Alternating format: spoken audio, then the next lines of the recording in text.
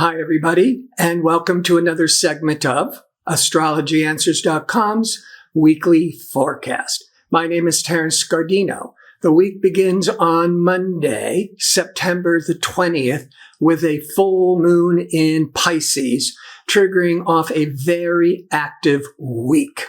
The full moon brings a lot of matters to a head, a time of culmination. This full moon will bring some positive resolution overall for most of us, because on the day of the full moon, discerning communication Mercury will be in harmony with expansive, optimistic Jupiter. Now, Mercury deals with the lower mind, deals with more details, is more analytical, in harmony with Jupiter, that's associated with universities, teaching, publishing. So this is a very favorable full moon to be launching any educational projects, starting schools, starting to teach, lecturing, publishing, and traveling, because Mercury has a lot to do with short trips and Jupiter deals with long trips. So with this full moon, maybe you're taking a trip, or maybe it's all of a sudden coming to light. You need to make travel plans for the future. On Tuesday, the moon will have left Pisces, which is very sensitive energies, very empathetic energies. But on Tuesday, the moon is now in fiery, independent, aggressive Aries, very favorable for taking the lead, going after your goals, and the moon will be in harmony with business pragmatic Saturn from about 10 a.m. to 12 noon, where it's the strongest Pacific time. That would be an excellent period for a business meeting or starting a new business project. Wednesday, it is the autumn equinox, the first day of autumn.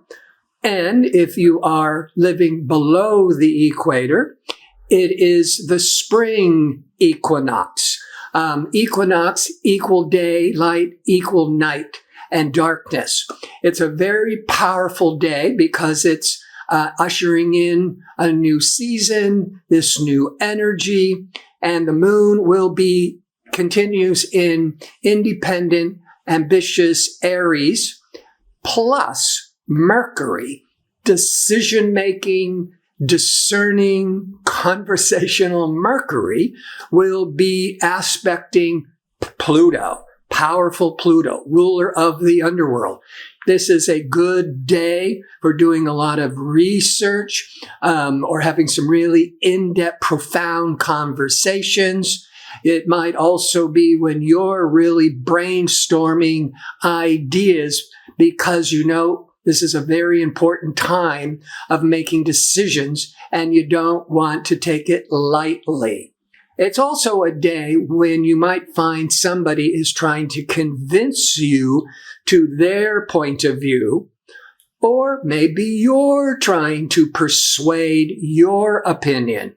But if you feel that dynamics, either you projecting it or receiving it, it's best to take a deep breath and walk away, because you can't be rational with all this compulsive energies.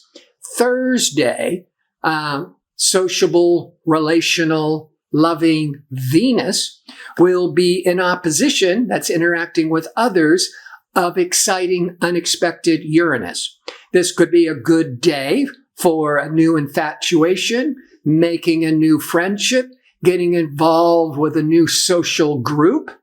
But the moon will be in retrograde. The moon will be void of course, still in Aries, until about 5:39 a.m. Pacific time.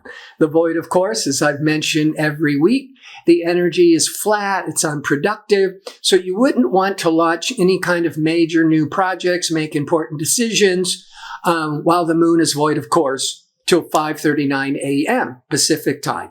But then it goes into Taurus. sensible, stabilizing, calming Taurus. So after 5:39 a.m. with the moon in Taurus, and Taurus is ruled by Venus, sensual, relational Venus, and Venus is interacting with Uranus. It's going to be a very favorable day for entertainment, new friendships, new infatuation, or taking your spouse, your significant other, out for a romantic dinner or having fun, some entertainment. Friday, the moon continues in stable, steady Taurus, is going to cross over exciting, unexpected Uranus. Now, this happens every month, once every 28 days, because that's the cycle of the moon. And around 10 a.m. to 12 noon Pacific time, the moon will cross over Uranus. This could be very favorable to motivate you to get out of a rut, get out of an old stale routine, or to break a habit. By a couple of hours later, the moon will be in opposition, interacting with others again, with sociable Venus. From 1 p.m. to 3 p.m., the strongest period, Pacific time. This is a strong desire to connect socially, but your desire may be a little bit too strong. Maybe because earlier when the moon was crossing over unpredictable Uranus, there was an emotional upset.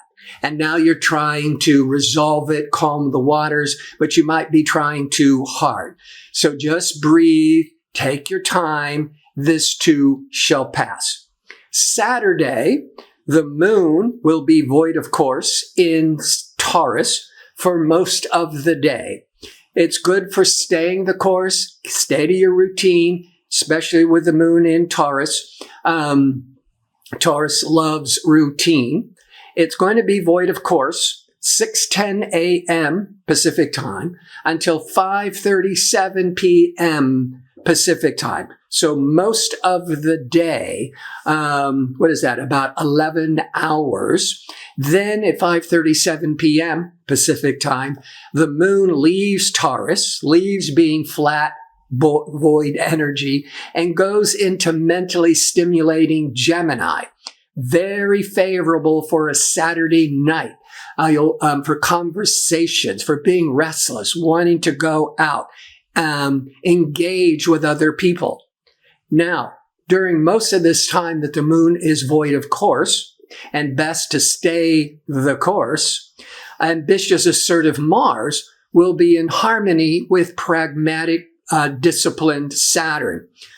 Mars trining Saturn, Mars favorable to Saturn, maybe once a year.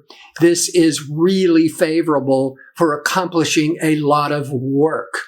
But you don't want to launch a new work project. This is more about wrapping up old work projects, not starting new work projects. And then Saturday night, go out, entertain, connect with friends. Sunday, the moon continues in conversational, mentally stimulating Gemini, but Mercury, the ruler of Gemini, Mercury, the messenger god, the planet of communications, is going retrograde. And it will remain retrograde in the sign of Libra till October the 13th. Libra wants balance. Libra desires partnerships and fairness and cooperation. Mercury, this is for the whole world, is trying to find some compromise, some harmony, a win-win situation. But when Mercury is going retrograde, like the day before, like Saturday, Sunday, when it goes retrograde into Monday, maybe Tuesday, that is when the Mercury is slowing down, becoming really intense, stopping, which is an optical illusion, and then appearing to go slowly backwards. During those couple of days before and after the change in direction, that's usually when the worst of Mercury in retrograde that you've often heard about. Murphy's Law. If anything's going to go wrong, it's usually going to go wrong at the beginning of the cycle and the end of the cycle, which is October the 13th. And so you don't want to be making any important decisions, commitments, contracts. That's the mantra for Mercury in retrograde, but also expect the unexpected and don't expect that everything is going to be, to the negative, because sometimes it's unexpectedly good news. What a surprise.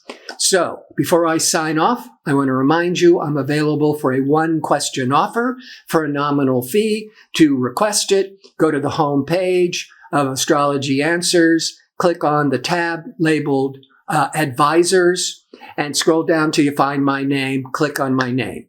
I want to thank you for watching. I hope to see you next week with my next segment. Until then, be safe and well.